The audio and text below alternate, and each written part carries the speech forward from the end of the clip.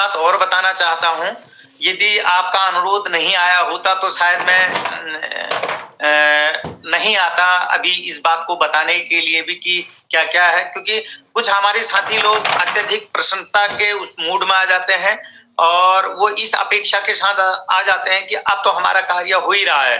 मैं सोचता हूँ कि काम को उस गति से आगे बढ़ाया जाए और उसका सकारात्मक परिणाम समक्ष रखा जाए, तब कोई बात को कहा जाए तो बेहतर होगा।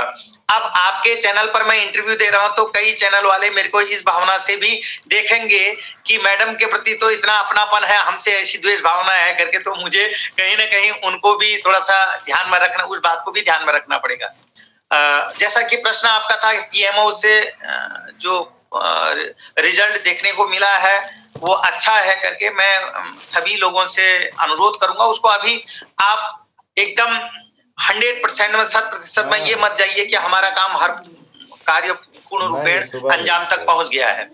मैं आपको थोड़ा इसके पीछे के कुछ स्टोरी में जाता हूं, पीएमओ को जाने की जरूरत क्यों पड़ी।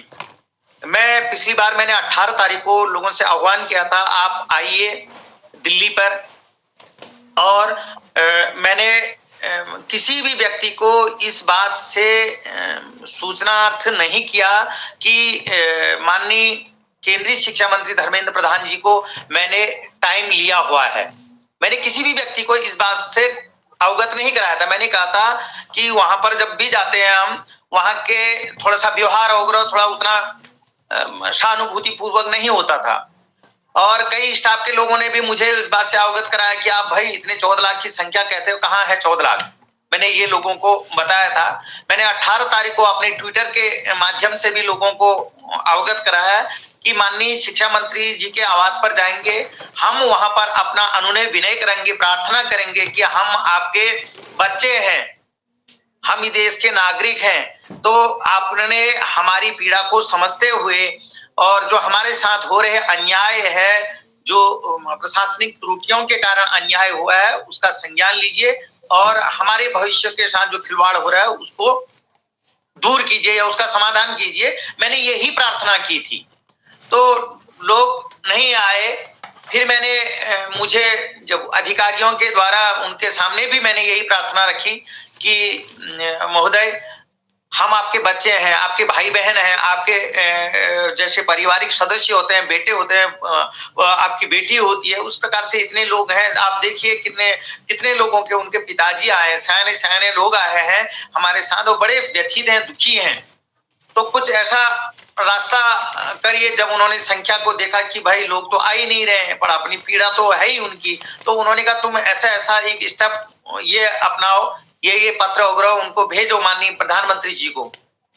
क्योंकि जब शिक्षा मंत्री जी इस बात को सुन नहीं रहे थे, संज्ञान नहीं ले रहे थे, तो माननीय प्रधानमंत्री जी के समक्ष एक माध्यम से जो पीएमओ कार्यालय है वहां पर जाकर के उस समय मुझे कहीं और मेरी मीटिंग वगैरह नियत हुई थी, तो मैं वहां गया था और कुछ हमारे एक साथी हैं, कमल उनका नाम है, तो मैंने उनको अनुरोध किया कि आप ये पीएमओ कार्यालय में इन पत्र को जो मैंने ड्राफ्टिंग किया है, 26 तारीख की डेट थी वो, 26 तारीख को आप वहां जाकर के इसको रिसीविंग करवा के लाइए। वो जब पत्र वहां रिसीव किया, उसके बाद मैं अधिकारियों से लगातार संपर्क में था। उन्होंने फिर उसके बाद मेरे को फिर पुनः दिल्ली बुलाया और उन्होंने उस पत्र का भी अवलोकन किया। अवलोकन करने के बाद उनको उस पत्र में कुछ त्रुटियां नजर आई। उन्होंने ये कहा कि इसमें हम कुछ और एडिट करना चाहते हैं। जैसे मैंने उनको कहा कि सर, राजपत्र तो जारी करना ही करना है। आज की डेट में बिहार से लेकर के, और उस समय तो असम की बात आई नहीं थी, मैंने अन्य उड़ीसा वगैरह केवीएस का जिक्र किया था, अन्य मैंने कई राज्यों में जहां की मेरे को जानकारियां मिल रही थी, उन राज्यों का मैंने उनके समक्ष बात रखी, जिसमें उत्तराखंड तो प्रमुखता ही था, कि हम लोगों के वहां जो गतिमान भर्ती प्रक्रिया है, रिक्रूटमेंट पीआरटी में चल रहा है, उससे हमको वंचित किया जा रहा है। तो उन्होंने कहा कि ऐसा है, जो ये आपका पत्र है, जो कि शायद मुझे ऐसा ज्ञात है कि शायद आपने भी 26 तारीख को जो मैंने पत्र वहां पीएमओ कार्यालय में रिसीव करवाया था, वो शायद आपके चैनल पर भी प्रसारित हुआ था। तो उसमें उन्होंने कुछ कमियां निकाली और उसमें ये भी उल्लेख किया, मैंने ये भी लिखा कि उसमें राज्य सरकारों के भर्ती पीआरटी के भर्ती प्रक्रिया और केंद्र की अर्थात केबीएस की जो भर्ती प्रक्रिया है, उसमें लोगों को, अभ्यर्थियों को, एनआईएस डीएलएड के अभ्यर्थियों को वंचित किया जा रहा है। तो उस पत्र का उन्होंने संज्ञान लिया और वो अभी केंद्रीय शिक्षा मंत्रालय के उच्च अधिकारियों को नामित करते हुए प्रतिलिपि मुझे भी सूचनार्थ उसका कर रखा है और कहा गया इसका अवलोकन करके इसको जल्दी से जल्दी निस्तारित करें करके, ऐसा मुझे भी सूचनार्थ मेल द्वारा, अन्य माध्यमों द्वारा मेरे पास भी आया। मेरे से दूरभाष के माध्यम से भी उन्होंने ये अवगत कराया। मैं उस बात के लिए उनकी पूरे एनआईएस डीएलएड परिवार की तरफ से भूरी भूरी प्रशंसा करता हूं।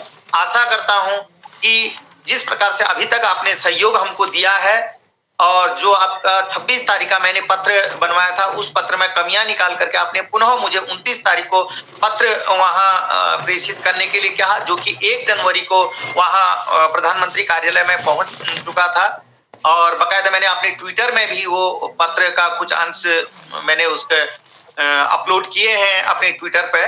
और एक जिस प्रकार से अपने बच्चे के प्रति सहानुभूति होती है, दया भावना होती है कि इनके साथ बुरा हो रहा है, अधिकारियों के द्वारा ऐसा सहानुभूति पूर्वक व्यवहार किया गया है, यद्यपि देखने का विषय वो कब तक इस सहानुभूति व्यवहार को बनाए रखते हैं। ईश्वर से प्रार्थना करता हूं कि सदैव हमारे साथ बने रहे, अंत तक हमारे इस कार्य को मुकाम तक पहुंचाए। पर अभी तक वो केंद्रीय शिक्षा मंत्रालय के उच्च अधिकारी आशीर्वाद अंत तक रहेगा, परिणाम आने तक रहेगा। और जैसे कि टीआरई 2 या जो भी सप्लीमेंट्री अन्य जो राज्यों के जो असम है, केबीएस है, सभी लोगों का मुझे पूर्ण भरोसा है कि निदान इस पत्र के माध्यम से, इस आदेश के माध्यम से होगा, ऐसा मुझे पूर्ण भरोसा है। यद्यपि हम वो अधिकारी हमारे साथ इसी प्रकार से व्यवहार बनाए रखते हैं। तो आशुतोष, मैं भी यही बोलूंगी कि थोड़ा सा आप लोग को सब्र रखना होगा। अभी काम जो चल रहा है, एक पॉजिटिव चीजें आई तो हम आपके पास इसलिए भी आए ताकि आप लोग जो जितना डिमोटिवेट हो रहे हो वो सारी चीजें आप लोग की खत्म हो। थोड़ा सा मोटिवेशन आप लोगों को बनाए रखना है, सेल्फ मोटिवेशन अपने आप को करते रहना है। हाँ, जहां तक आप लोग ये बोल रहे हो कि टीआरई 3.0 में मौका मिलेगा कि नहीं, उसमें पूरी तरीके से सर लगे हुए हैं और ऐसा प्रे करते हैं हम सब जो है फिंगर क्रॉस करके कि टीआरई 3.0 में डेफिनेटली हमारे एनआईएस डीएलएड के बच्चों को मौका मिले और ये चीजें हो सकती है फ्यूचर में हमें देखने को मिलेगी। सर क्वेश्चंस तो बहुत सारे आ रहे हैं, लेकिन मैं अपना क्वेश्चन एक आपको पहले बोलना चाहूंगी। सर, जिस तरह से आप लगे हुए हैं उसी तरह से पप्पू सर हैं, वो भी लगे हुए हैं। पप्पू सर के बारे में जानते ही हैं। कौन पप्पू की बात को मिलेगी। सर क्वेश्चंस तो बहुत सारे आ रहे हैं, लेकिन मैं अपना क्वेश्चन एक आपको पहले बोलना चाहूंगी। सर, जिस तरह से आप लगे हुए हैं उसी तरह से पप्पू सर हैं, वो भी लगे हुए हैं। पप्पू सर के बारे में जानते ही हैं। कौन पप्पू की बात कर रहे हैं? जिनके मीम बनते हैं या राजनीतिक व्यक्ति कर रहे हैं? कौन पप्पू की बात करते हैं? पप्पू के नाम से तो लोग हंसते हैं और आप भी मुस्कुरा रही हैं। सर, पप्पू सर जो बिहार में लगातार एनआईएस डीएलएड के बच्चों को जो है आगे ले जाने के लिए उनका एक अलग कॉन्सेप्ट है, उसमें वो जा रहे हैं। जैसे कि मेरा भी क्वेश्चन थोड़ा सा है इसमें, मैं भी क्लियर नहीं हूँ माइंड में, लेकिन मेरा जो क्वेश्चन ये है कि क्या हम एनआईएस डीएलएड के बच्चे एनसीटी, एमएचआरडी और एनआईओएस के अगेंस्ट में सुप्रीम कोर्ट में क्या हम डायरेक्टली जा सकते हैं? क्योंकि मैंने अभी लॉ स्टार्ट किया है, तो इसलिए मैं इन्हीं सब चीजों की वजह से लॉ स्टार्ट भी की हूँ, तो मुझे भी थोड़ा सा क्लैरिटी इसमें मिल नहीं पा रही है। तो क्या हम डायरेक्ट सुप्रीम कोर्ट में इन सभी के अगेंस्ट में जा सकते हैं? ऐसा पॉसिबल है या नहीं? थोड़ा सा आप अपने लेवल से भी क्लियर कर देंगे तो अच्छा रहेगा।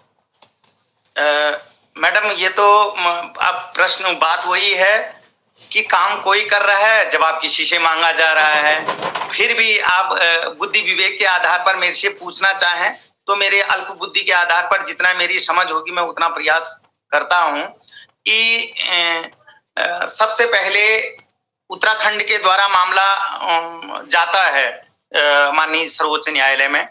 तो कोई व्यक्ति उसी विषय को लेकर के अगर सुप्रीम कोर्ट में केस दायर करता है तो जाहिर सी बात है सुप्रीम कोर्ट का कोई भी जज ये बोलेगा कि यह जो केस है फलाने जज के द्वारा इसमें निर्णय दिया गया है, वही इसको सुनेंगे।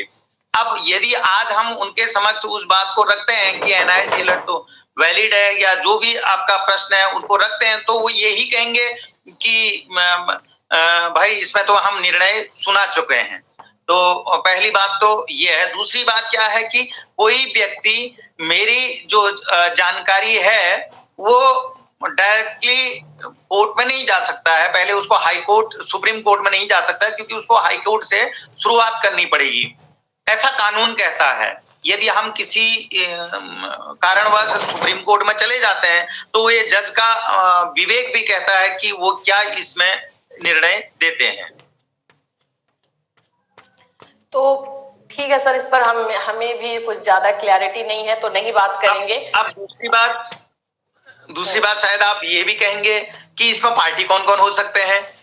हाँ, पिटिशनर का नेक्स्ट क्वेश्चन मेरा यही भी था। हाँ, पार्टी का ही एक्चुअली में क्वेश्चन था कि क्या हम एनआईओएस, एमएचआरडी और एनसीटी को डायरेक्टली सुप्रीम कोर्ट में उनको पार्टी बना करके या फिर उनके अगेंस्ट में हम कर सकते हैं? यानी मेरे दिमाग में तो यही सारे क्वेश्चन अभी चल रहे थे। नहीं, मैंने भी ये क्वेश्चन अपने अधिवक्ताओं से मालूम किए थे। उन्होंने कहा था यदि आपको एमएचआरडी, एनसीटी को पार्टी बनाना है गजट के परिप्रेक्ष्य में, अगर आप इसी प्रश्न को कर रही हैं तो मैं उसका जवाब देना चाहूंगा। हाँ, तो मुझे थोड़ा सा प्रश्न आपका थोड़ा सा लगा कि अनसुलझा जैसा है करके। यदि आप एनसीटी को इस आशय के साथ, एमएचआरडी को इस आशय के साथ पार्टी बनाना चाह रहे हैं कि आपने राजपत्र का कार्य 22 सितंबर 2017 का राजपत्र का कार्य अधूरा क्यों छोड़ा, क्यों नहीं बनाया, क्या यह जो राजपत्र है मतलब ये डीएलएड जो है वो अन्य डीएलएड के समकक्ष है या नहीं, इस संदर्भ में अगर किसी को पार्टी बनाना है तो उसको हाई कोर्ट से शुरुआत करनी पड़ेगी, सुप्रीम कोर्ट में नहीं जा सकता है। गजट के लिए एमएचआरडी, एनसीटी को पार्टी बनाने के लिए डायरेक्टली सुप्रीम कोर्ट नहीं आ सकता है कोई, ये कानून कहता है। ये मेरे अधिवक्ताओं के द्वारा जो मैंने जानकारी प्राप्त की उनके द्वारा यही मुझे सलाह दी गई कि भाई